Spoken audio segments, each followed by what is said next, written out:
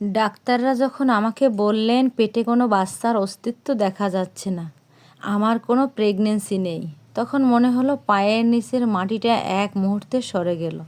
যদি কোনো বাচ্চাই না থাকে, তবে আমার পেটের ভিতর দিন দিন কী বড় হচ্ছে, কোন প্রাণ আমাকে প্রতিনিয়ত জানান দিচ্ছে তার অস্তিত্বের।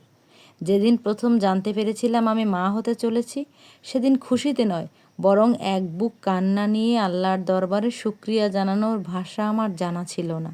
4 বছরের অবহেলা, লাঞ্ছনা আর চোখের পানির পর এই রহমত এসেছিল। বিয়ের পরে 4টা বছর আমাকে প্রতিনিয়ত বন্ধ্যা অপবাদ শুনতে হয়েছে।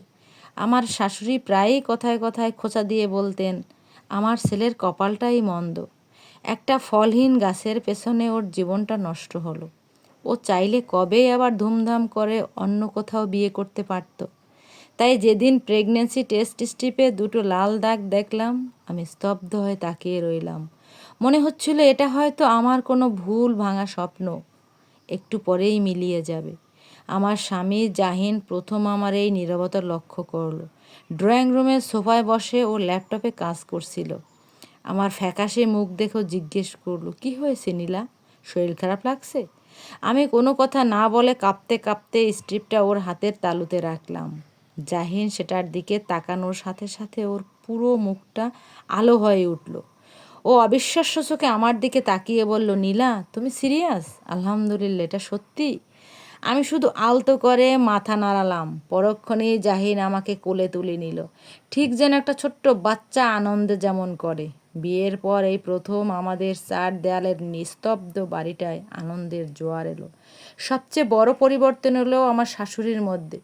যিনি একসময় আমাকে দেখলেই মুখ ফিরিয়ে নিতেন, তিনি এখন প্রতিদিন ফজরের নামাজ পড়ে আমার মাথায় হাত দিয়ে দোয়া করতে শুরু করলেন। নিয়ম করে প্রতিদিন সকাল বিকেল আমার জন্য খাঁটি দুধ, ফল আর পুষ্টিকর খাবার নিয়ে আসতেন। আল্লাহর কাছে মানত করলেন, নাতি বা নাতনি যাই হোক, সুস্থভাবে দুনিয়াতে এলে তিনি এতিমখানায় বড় করে খাসি জবাই করে খাওয়াবেন। প্রথম প্রথম সব কিছু একদম স্বাভাবিক গর্ভধারণের মতোই লাগছিল। সকালের ক্লান্তি, বমি বমি ভাব, নির্দিষ্ট কিছু খাবারের প্রতি তীব্র ইচ্ছা আর মেজাজের ওঠানামা। কিন্তু 4 মাসের মাথায় এসে আমার মনে একটা অদ্ভুত অস্বস্তি দানা বাঁধতে শুরু করলো। আমার পেটটা অস্বাভাবিক দ্রুত গতিতে বড় হতে লাগলো, যা 4 মাসের গর্ভ অবস্থার তুলনায় অনেক বেশি। একদিন বিকেলে বারান্দায় দাঁড়িয়ে থাকার সময় পাশের বাসার ভাবি হেসে বললেন, কি নীলা, 4 মাসেই যে অবস্থা, মনে হচ্ছে ভেতরে একের অধিক মেহমান আছে। যমজ সন্তান হবে নাকি? আমি মুখে মৃদু হাসলেও মনে মনে এক অজানা ভয়ে শিউরে উঠলাম। রাতে যখন বিছানায় শুতাম, পেটের ভেতর এক অদ্ভুত নড়াচড়া টের পেতাম। সেটা ঠিক বাচ্চার লাথি বা কিক ছিল না, কেমন যেন একটা ভারী অস্বস্তিকর মোচড়, যা ভাষায় প্রকাশ করা অসম্ভব। জাহিনকে বলতে গিয়েও ভাবতাম, প্রথমবার মা হচ্ছি বলে হয়তো অতিরিক্ত ভয় পাচ্ছি। 2 সপ্তাহ আগে আমি আর জাহিন আমাদের নিয়মিত চেক আপের জন্য স্থানীয় ক্লিনিকে গেলাম। লেবার রুমে আল্ট্রাসাউন্ডের জেলটা পেটে লাগিয়ে ডাক্তার যখন মেশিনটা ঘোরাতে শুরু করলেন, তখন প্রথম প্রথম সব ঠিকই ছিল, কিন্তু হঠাৎ করেই ডাক্তারের স্ক্রিনের দিকে তাকানোর ভঙ্গি বদলে গেল। তিনি একবার প্রোবটা পেটের ডান দিকে নেন, একবার বাম দিকে। ওনার কপাল কুঁচকে গেল।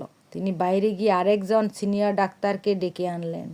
দুজন মিলে স্ক্রিনের দিকে তাকিয়ে নিচু স্বরে ফিসফিস করে বলতে লাগলেন।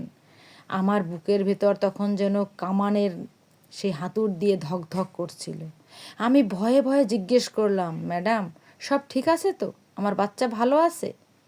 তারা কেউ সরাসরি উত্তর দিলেন না। সিনিয়র ডাক্তার গ্লাভসটা ঠিক করতে করতে আমার দিকে তাকালেন।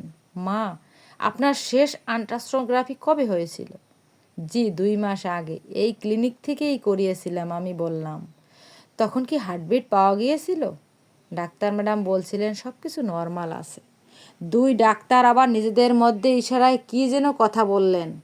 তারপর প্রথম ডাক্তার আমার দিকে তাকিয়ে যে কথাটা বললেন, তা শোনার জন্য আমি বিন্দু মাত্র প্রস্তুত ছিলাম না।